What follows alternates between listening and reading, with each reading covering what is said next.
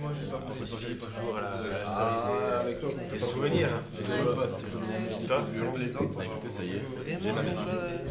ton champion surtout. Vous voyez maintenant. J'ai un projet à vous proposer, écoutez-moi. Aubergine à fumer.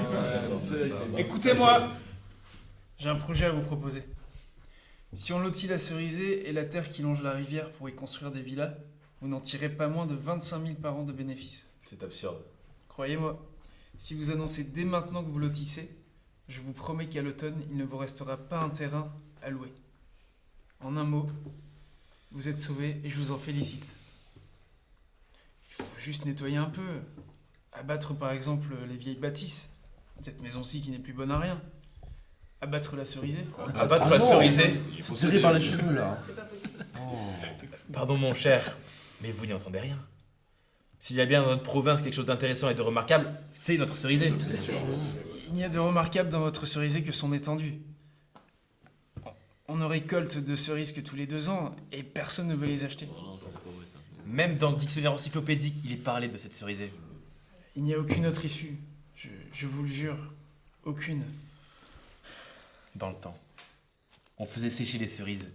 On les conservait dans le vinaigre, on en faisait confiture. Vous vous souvenez? Ouais. Il arrive même qu'on envoie à Moscou des charrettes entières de cerises sèches. Ça faisait de l'argent. Et les cerises alors? Elles étaient douces, juteuses, parfumées. On savait la manière de les préparer.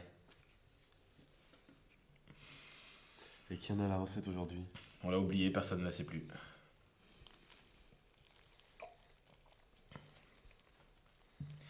Il serait bien d'hériter de quelqu'un.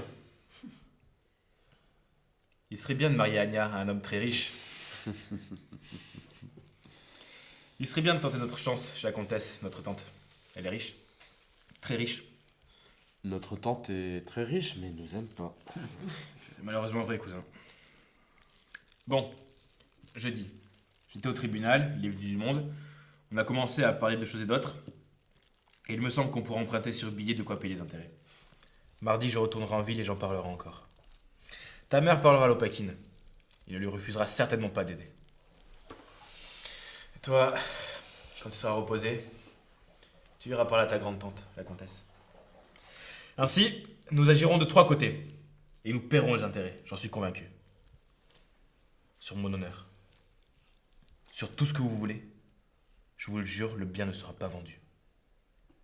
Je le jure sur mon être, cela ne sera pas. On dit que les très riches d'Eriganov se proposent d'acheter votre bien et qu'il viendra lui-même à la vente. Et d'où tenez-vous cela? On le dit en ville. Si votre tante vous envoie de l'argent comme vous l'espérez, combien vous enverra-t-elle? Tout au plus 10 à 15 000. Ils sont déjà très beaux venant de sa part. Excusez-moi, messieurs, mais je n'ai jamais vu des gens aussi légers, qui comprennent aussi peu les affaires. On vous dit clairement que votre bien va se vendre, et c'est comme si vous ne compreniez pas. Dites-nous ce que nous devons faire alors. Je vous le répète encore. Il faut louer la cerisée et toute votre propriété comme terrain à villa. Et cela tout de suite, maintenant. La vente est imminente. Dès que vous aurez décidé de faire ce que je vous dis, vous aurez autant d'argent que vous voudrez, et vous serez sauvés. Des villas et des locataires de villas.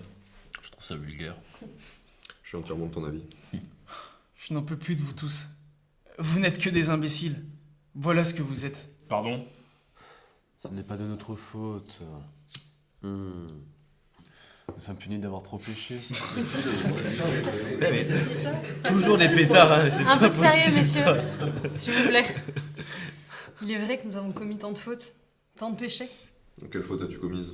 On dit que j'ai mangé toute ma fortune en caramel. Alors. Moi, j'ai toujours jeté l'argent par les fenêtres, sans compter. Et j'ai épousé un homme qui ne faisait que des dettes. C'est le champagne qui l'a tué. Il buvait affreusement.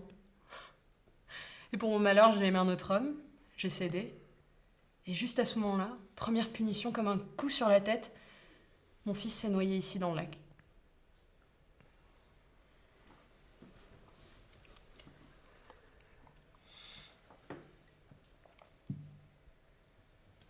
Alors je suis partie à l'étranger pour ne plus voir ce lac.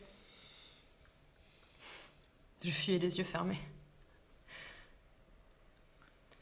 J'ai alors acheté une villa près de Menton.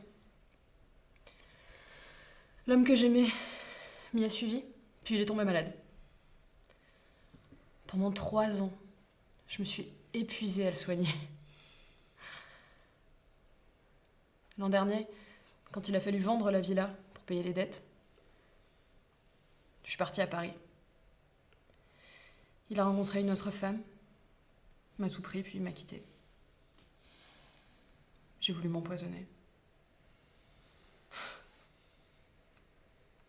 C'est si bête.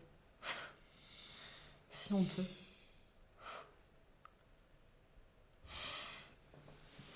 Puis le désir m'a repris de revoir mon pays, de tous vous revoir.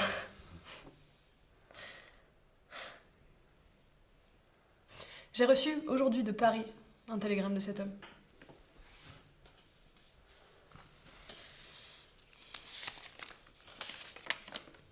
Il me supplie de le pardonner et de revenir.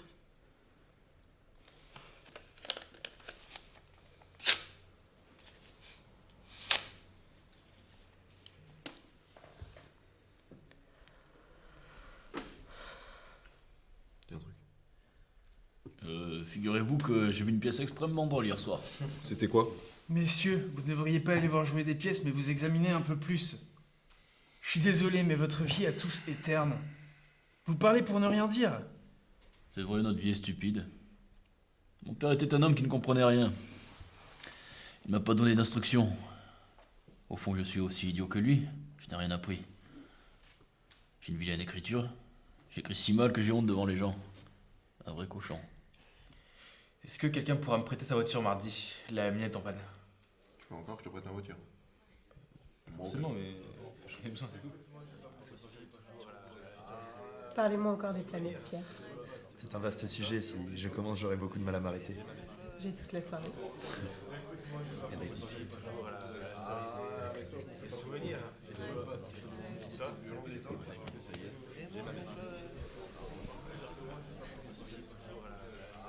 Pierre? Oui. Et si on reprenait la conversation d'hier soir? De quoi parlions-nous déjà? De l'homme fier. Oui. Nous en avons parlé longtemps, mais sans arriver à aucune conclusion sensée. Selon vous, il y a quelque chose de mystique dans l'homme fier. Alors peut-être avez-vous raison, mais à prendre les choses simplement, je pense que la masse de l'humanité est pour majeure partie grossière, inintelligente et profondément malheureuse. Il faut arrêter de s'extasier sur soi-même. Il faut travailler. Un point, c'est tout. De toutes les façons, quoi qu'on fasse, il faudra mourir. C'est très possible, mais qu'est-ce que ça signifie mourir? L'homme a un peu plus d'une centaine de sens, et à sa mort, il n'en meurt que 5 que nous connaissions. Les 95 autres restent vivants. Eh bien moi, je suis de votre avis, Pierre. L'humanité progresse et perfectionne ses forces. Tout ce qui aujourd'hui nous dépasse sera un jour intelligible, familier. C'est certain. Peut-être, mais pour en arriver là, il faut aider de toutes nos forces ceux qui cherchent. Ici, il y a encore bien peu de monde qui travaille. La majeure partie des gens ne cherche rien, ne fait rien et n'est même pas encore apte au travail. Ici, on n'y apprend rien. On ne lit rien sérieusement. On ne fait absolument rien. Des sciences, on se contente d'en parler, et on n'entend rien à l'art. Tous sont des mines graves et ne dissertent que de choses sérieuses. D'autres font de la philosophie, et néanmoins, la majorité d'entre nous, 99%, vit comme des sauvages. À tout propos, on se bat, on s'injurie, on mange de façon répugnante, on dort dans la saleté, le manque d'air, partout des punaises, de la puanteur, de l'humidité, de la saleté morale. C'est vrai, il y a en effet partout que malpropreté et vulgarité. Messieurs, je crains et je déteste les discours trop sérieux. Mieux vaut vous taire. Moi, je me lève à 5h du matin, Pierre. Je travaille du matin au soir. Je manie constamment mon argent et celui des autres. Et je vois comment sont les gens. Il suffit de se mettre à faire n'importe quoi pour comprendre qu'il y a peu de gens honnêtes, convenables. Moi, quand je ne peux pas m'endormir, je pense, Seigneur, tu nous as donné d'immenses forêts, des champs infinis, les horizons les plus vastes, et nous devrions avec tout cela être des géants. Après cette leçon de poésie, si nous passions à table. Ne l'oubliez pas, le 22 courant, on vend la cerisée. Pensez-y bien. Pensez-y.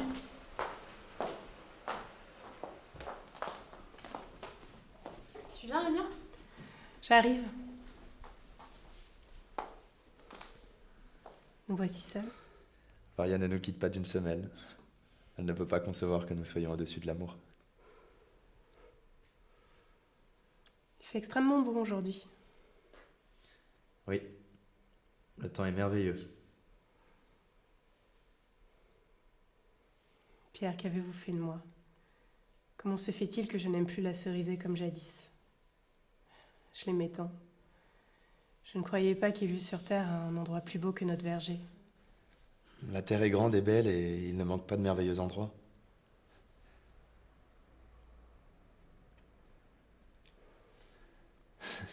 Il n'y a pas à dire, nous avons au moins 200 ans de retard dans ce pays. Nous ne faisons que philosopher, gémir d'ennui ou boire. Il est clair que pour commencer à vivre vraiment, il faut tout d'abord racheter notre passé, en finir avec lui. Et cela ne se peut que par la souffrance, par un labeur inouï, soutenu. Comprenez bien cela, Anya. Notre maison n'est déjà plus à nous depuis longtemps et je la quitterai, je vous le jure. Mon père et sa femme ne veulent pas que je vienne chez vous. Ils disent que chez vous, c'est la bohème. Ils ont peur que je devienne actrice. Mais moi, je me sens attirée vers le lac, comme une mouette. Mon cœur est plein de vous.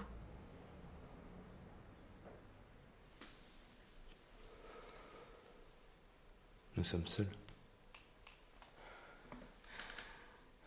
Il y a quelqu'un là-bas? Non, personne. Un baiser.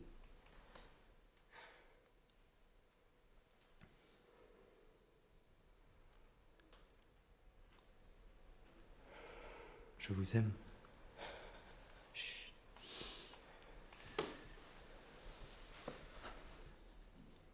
Croyez-moi, je n'ai pas encore 30 ans, je suis jeune, je suis étudiant, et pourtant j'ai déjà bien souffert.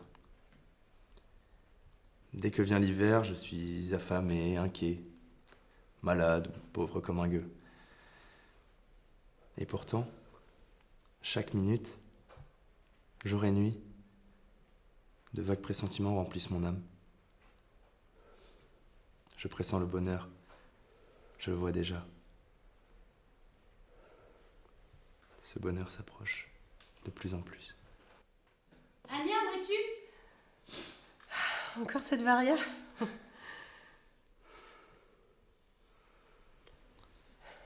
Allons vers le lac, nous y serons bien.